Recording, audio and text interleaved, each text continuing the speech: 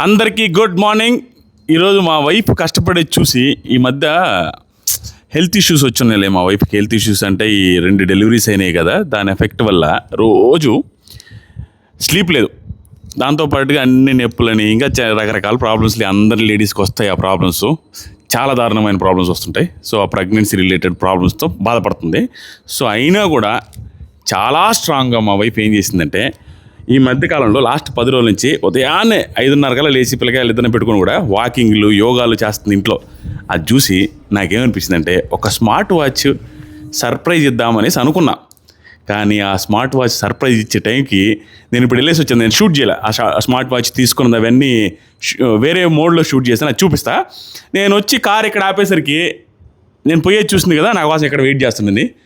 So అది కూడా తీయలేదు, నేను వేరే మోడ్లో తీస్తాను. అది స్క్రీన్ మీద పెడతాను చూడండి.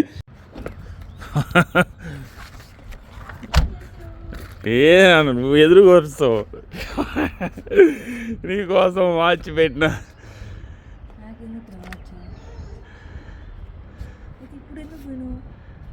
ఆర్డర్ వాళ్ళు ఇంటికి వస్తే నీకు తెలుసుద్దని నేను పోయి తెచ్చిన.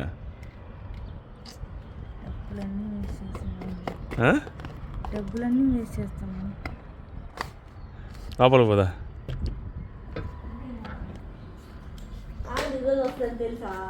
ఆర్డర్ నిన్నే వచ్చేది, నేను రీస్కెడ్యూల్ చేసిన. కానీ బాధ ఏంటంటే అది కొంచెం లావు ఉంది కవిత, బట్ సూపర్ ఉంటుంది అది. నీకే, అమ్మాయిలదే అబ్బాయిలది కూడా, బట్ నీకనే పెట్టినది. బాగా క్యూట్గా ఉంది నా కలరు. అది బాధాకరము, సైజు నేను అనుకున్న దానికంటే ఎక్కువ వచ్చింది. రిటర్న్ కాదులే. వాకింగ్ అయిపోయిందా?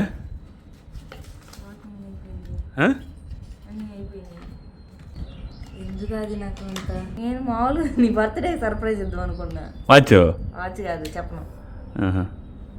ఇప్పుడు వాచ్ గిఫ్ట్గా సర్ప్రైజ్ ఇచ్చాను. ఓవర్ సర్ప్రైజ్ ఫీల్ అయింది, ఏదో ఎమోషనల్ అవుతుంది, ఏదో మాట్లాడద్దంట. అందరికీ నేను ఎమోషనల్ అవ్వను, కానీ మామూలుగా అంటే నేనేమి ఇలాంటి ఎక్స్పెక్ట్ చేయను. మామూలుగా నా మైండ్ సెట్ ఏంటంటే, ఇన్ని డబ్బులు ఖర్చు అవుతాయి, ఏం వద్దు, ఉన్న దాంట్లోనే చేసుకుంటా ఉందాం అని అట్లా ఫీలింగ్ ఉంటుంది. కానీ మా ఆది ఏంటంటే బాగా చూసుకోవాలని ప్రతిసారి చెప్తా ఉంటాడు. అంటే ఒక ఇంటి నుంచి వచ్చావు కదా నువ్వు, మీ అమ్మ, మీ నాన్న, మీ అక్కలు, మీ అన్న, అంటే 25th ఇయర్లో నాకు మ్యారేజ్ అయింది. సో ఆ 25 ఇయర్స్ నేను మా అమ్మ, మా నాన్న, మా అక్క, మా అన్న, మా అమ్మ, మా నాన్న, మా అక్క వాళ్ళు, మా అన్న, ఇదే ట్రిప్కి వెళ్ళినా వాళ్ళే, ఎక్కడికి గుడికి వెళ్ళినా వాళ్ళే, వాళ్ళు తప్పించి ఇంకా వేరే ప్రపంచం. నాకు ఫ్రెండ్స్ కూడా స్ట్రాంగ్ ఫ్రెండ్స్. మా నాయన బాధపడుతున్నట్టు డబ్బులు ఖర్చునేని, నాన్న బాధపడుతున్నావు డబ్బులు ఖర్చునేని. నాదేముందిరా, నేనెందుకు బాధపడతారా? నువ్వు సంపాదించుకొని నువ్వు ఖర్చు పెట్టుకున్నాను, నాదేముందిరా? నాకేమన్నా అవసరం? నేనేమన్నా సంపాదించేస్తున్నాను నీకు? నువ్వు సంపాదించుకుంటున్నావు, నువ్వు ఖర్చు పెడతావు. 45,000 వాచ్ ఏం కదా, కానీ 50,000 అయితే నష్టమైంది. ఏ వాచ్ వచ్చేసిందిరా, ఉదయం రోజు డిస్కషన్, వాచ్ రేపు ఫోన్లో చూసుకోవచ్చాను. ఒరే నేనే బరువు అయితే మళ్ళీ నాకు ఫోన్ పౌచ్ ఉంటుంది అంట కదా, హ్యాండ్ పౌచ్, అది కొనుక్కొని చెప్తా ఉన్నాడు. నువ్వు కార్ తీసావు అప్పుడు చెప్తున్నాడు, అది వద్దులేరా, అది నీ బరువు, నేను మొయ్యలేను, ఐఫోన్ వాచ్ ఉంది కదా, అది పెట్టుకొని వస్తే ఎన్ని కిలోమీటర్లు తిరిగినా అని అర్థమవుతుంది అని చెప్పా.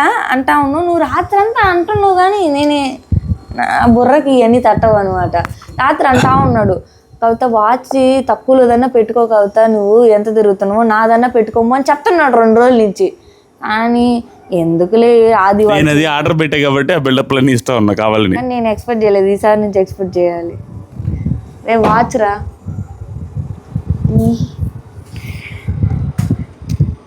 ఇది పెట్టడానికి రాలేదు. మామూలుగా మా ఆది అందరు అమ్మాయిలు సెట్ అవుతుంది, నాకు తప్పించి. అదేందో నా కర్మ. ఏమంటారంటే బట్టలు షాపింగ్కి వెళ్తే ఎవరైనా అమ్మాయిలు కొనుక్కుంటారు, అబ్బాయిలు అది హస్బెండ్స్ వద్దంటారు కదా. అయితే మా ఆది ఉన్నవన్నీ తీసుకో, నచ్చినాయి ఒక్కసారి వన్స్ వేసుకొని చూపించానంటే నచ్చింది అంతే, తీసేసుకో అంటాడు. ఎందుకంటే మనం కొన్ని సెలెక్ట్ చేసి పెట్టుకుంటాం కదా, వాటిలో కదా వేసుకుంటాము, అది తీసేసుకో. మొన్న కూడా అంతే, ఒక్క శారీ కోసం వెళ్తే 6 శారీలు కొనిచ్చాడు. సో నేను అది ఇంకా కొనిచ్చినంతసేపు హ్యాపీగా ఉండదు నాకు, ఇంటికి వచ్చేదాకా బాధ, ఈ డబ్బులు అయిపోయినాయి, ఇంత పెట్టుకున్నాము. ఆ షాప్ వాళ్ళ కాడ కూడా గొడవ అవుతుంది. ఆల్రెడీ ఒకసారి తీపిచ్చేసావు, వద్దు అది నాకు నచ్చలేదని అంటే నాకు నచ్చినా కానీ డబ్బులు ఎక్కువ అవుతాయని నచ్చలేదని చెప్తా. కానీ మాది బట్టల విషయం కానీ ఏమైనా కానీ చెప్పులు కానీ ఇట్లాంటి ఏమైనా నువ్వు హ్యాపీగా ఉండు, మీరందరూ హ్యాపీగా ఉంటే నాకు హ్యాపీ, మీరందరూ మంచి బట్టలు వేసుకోండి అని నాగలక్ష్మికి అదే చెప్తాడు, మామయ్యకి అదే చెప్తాడు, నాకు అదే చెప్తాడు. కాకపోతే అది నేను కొంచెం ఎక్కువ బయటికి వెళ్తుంటాను కాబట్టి నాకు ఎక్కువ కొనిస్తాడు అది. సో నేను ఏం చెప్పలేను రా నాయన, ఎందుకంటే అందరు హస్బెండ్స్కి ఆపోజిట్ నువ్వు, అందరు వైఫ్స్కి ఆపోజిట్ నేను అదే చెప్తా ఉంటా. ఇంకా పిల్లలు లేకపోతే మన ఇద్దరు చాలా హ్యాపీగా ఉండేవాళ్ళమేమో అది అని. అట్లా కాదు, ఇది కూడా లైఫ్ ఎంజాయ్ చేయాలి అని అంటుంటాడు. అంటే నేనేమన్నా నిన్ను బాగా చూసుకోవట్లేదా, వాళ్ళిద్దరితో బిజీ అయిపోయి నిన్ను చూసుకోవట్లేదా అది అని నేను అంటుంటా. అది వాళ్ళిద్దరితో బిజీ అయిపోయి నిన్ను సరిగా చూసుకోవట్లేదు, వాళ్ళిద్దరు లేకపోతే ఇంకా అంటే అట్లా లేదు అని కాదు, పిల్లల్ని కనకుండా ఉంటే మన ఇద్దరు ఇంకా హ్యాపీగా ఉండేవాళ్ళమేమో అని. ఒక 5 years వాళ్ళు ఆ తర్వాత స్కూల్కి వెళ్తారు, వాళ్ళు ఫుల్ బిజీ అయిపోతారు, ఆ తర్వాత మనమే కదా స్పెండ్ చేసేది. పాలు ఎందుకు ఆ లైట్ కాడ పెడుతున్నారు, అందుకని లైట్ హీట్ కదా, కింద పెట్టమను లేకపోతే గిన్నె పెట్టు. నేను ఫోన్ చేసి చెప్పిన వాడికి ఉన్నాయి. నేను ఆఫ్ కెమెరా బాగా మాట్లాడతా, అన్నీ చెప్తా ఆదికి చెప్పినప్పుడు అర్థమవుతుంది, మీకు నేను చెప్పలేకపోతున్నా, వర్ణించలేనిది నిజంగానే. అంటే ఇది ఇచ్చాడు అని కాదు, నేను ప్రతిసారి చెప్తా, ఈ మధ్యకాలంలో ఎక్కువ చెప్తాను, నేను సరిగా చూసుకోవట్లేదేమో నేను, అంటే గొడవలు అవుతూ ఉంటాయి మాకు కూడా చిన్నవి. నేను పని చేసి పిల్లల్ని పట్టుకొని నాకే ఎక్కువ కోపం వస్తుంది తెలియకుండా, మేబీ పోస్ట్మార్టం అట్లాంటి వాటి వల్ల అంతే తప్పించి. గొడవలు అయిన తర్వాత ఫస్ట్ మాట్లాడేదైతే ఆది, పాపం ఈ మధ్య మాట్లాడి అలసిపోయినా, అందుకని నేను మాట్లాడతాను ఈ మధ్య గొడవ అయినాక మన ఇద్దరం. అది ఈ మధ్య నేనే మాట్లాడుతున్నా కదా. గొడవ అంటే అసలు గొడవకి సంబంధించినవి ఉండవు అసలు, అక్కడ మరీ సిల్లీగా ఉంటాయి. మాది టవల్ వేస్తేనో నాకు కోపం వస్తుంది, అంటే ఆ బ్రెయిన్ మార్చుకుంటా ఉన్నా, నేనే చాలా మారుతా ఉన్నా కదా నన్ను, ఈ మధ్య నేనేం అనట్లేదు. అట్లా ఎంత గొడవ పడ్డా వెంటనే కలిసిపోయే వాళ్ళ రిలేషన్ చాలా స్ట్రాంగ్ ఉంటుంది అనేది మా ఇద్దరు ఒపీనియన్. ఎప్పుడు అంటూ ఉంటాడు, మనం ఇద్దరు ఇంతలా అంటే కొట్టుకుంటాం కూడా, మేము కొట్టుకునేదంటే నేనే కొడతా అది. అంటే అంత నిజంగా దేవుడు నాకు మంచి గిఫ్ట్ ఇచ్చిండు అంటే ఆదినే. ఆది కాకుండా ఉంటే నాకు వేరే వాళ్ళు సెట్ అయి ఉండేవాళ్ళు కాదేమో, మేమిద్దరం ఇదే అనుకుంటాం, నాకు నువ్వు సెట్ అయ్యాను, నీకు నేను సెట్ అయ్యాను, వేరే వాళ్ళతో అయితే రిలేషన్ ఎంత స్ట్రాంగ్గా ఉండేది. నస అంటవా? నిజంగానే నస నేను, కానీ మారుతున్నా నేనే. అంటే నా ప్రాబ్లం తీసుకెళ్ళి వేరే వాళ్ళ మీద రుద్దకూడదు అని చెప్పేసి మారుతున్నా అని చెప్తున్నా. నేను సెట్ కాలేదు అంటే కొంచెం మంచిగా హ్యాపీగా ఉండమంటాడు, నేనంతా కకృతి అంతే కదా. నీకేం సెట్ కాలేదు చెప్పున్నా, అంతేలే. గిఫ్ట్ ఇచ్చిన ఆనందం కూడా లేదు. నిజంగా వైఫ్ అండ్ హస్బెండ్స్ అంటే కాంప్రమైజ్లు ఉంటాయి, కాంప్రమైజ్ అయితేనే హ్యాపీగా ఉంటాము. నేనేమి చదువుకుంటాను, మా వైఫ్ మామూలుగా అందంగానే ఉంటుంది, ఈరోజు జిడ్డేస్ లాగా ఉంది, ఎందుకంటే తలగా ఆయిల్ పెట్టుకున్నాలే, తలగా ఆయిల్ కాదు వాకింగ్ కూడా చేసి వచ్చింది కాబట్టి, యోగా వాకింగ్లు. మామూలుగా గొడవలు ఈ మధ్య కాలంలో కేసులు చాలా చూస్తున్నాం, అది వైఫ్ అండ్ హస్బెండ్. నీ దగ్గరికే చాలా వస్తున్నాయా? నీ దగ్గరికి చాలా ఇలాంటివి మెసేజెస్లో కానీ ఇలాంటివి వస్తూ ఉన్నాయి. ఒకరు కాంప్రమైజ్ అయ్యిందంటే వాళ్ళు రియలైజ్ అయ్యి తర్వాత వాళ్ళు కూడా కాంప్రమైజ్ అవ్వడం స్టార్ట్ చేస్తారు. సో మనం ఏంటంటే పెళ్లి చేసుకున్నాం, వీళ్ళతో కాకపోతే ఇంకొకరితో ఉండొచ్చు అని అనేది, అది కొన్ని విషయాల్లో వాస్తవమే, కానీ అన్ని విషయాల్లో అది వాస్తవం అవ్వదు. ఎందుకంటే కొన్నిసార్లు మనం కాంప్రమైజ్ అవ్వాలి, అబ్బాయి అవ్వాలి, అమ్మాయే అవ్వాలని అబ్బాయి ఉండకూడదు, అట్లనే అబ్బాయే అవ్వాలని అమ్మాయి ఉండకూడదు. సో నేను సంపాదిస్తున్నాను కదా, నాకేంటి, నేనే సంపాదించుకొని నేను సింగిల్గా కూడా ఉండొచ్చు అని చాలామంది అనుకుంటూ ఉంటారు. ఇప్పుడు బాగానే ఉంటుంది ఈ ఏజ్లో, ఒక 40 years 50 years వచ్చి కొన్ని హెల్త్ ఇష్యూస్ వచ్చినాయి అనుకో, మనకంటూ ఎవరు లేరే అని బాధేస్తుంది ఖచ్చితంగా. ఇప్పుడు చిన్న ఎగ్జాంపుల్, మా అమ్మ నాన్న తీసుకో. మా అమ్మ నాన్నకి ఇప్పుడు అన్ని హెల్త్ ఇష్యూస్ స్టార్ట్ అయినాయి, ఎందుకంటే ఏజ్ అట్లాంటిది. సో అలాంటి దానికి వాళ్ళిద్దరు కలిసి, ఇప్పుడు మేము చూసేది కొంతే చూస్తాం, పిల్లలు అన్నీ చూడలేరు. వైఫ్ అండ్ హస్బెండ్, వైఫ్కి హస్బెండ్, హస్బెండ్కి వైఫ్ ఖచ్చితంగా ఉండాల్సిందే. పెళ్లి చేసుకొని కొన్ని రోజులైనా కష్టాన్ని కూడా ఇష్టంగా భరిస్తే చాలా బాగుంటుంది కూడా. అంటే అప్పుడు ఇలా ఉంది కదా, ఇప్పుడు బాగున్నాము అని.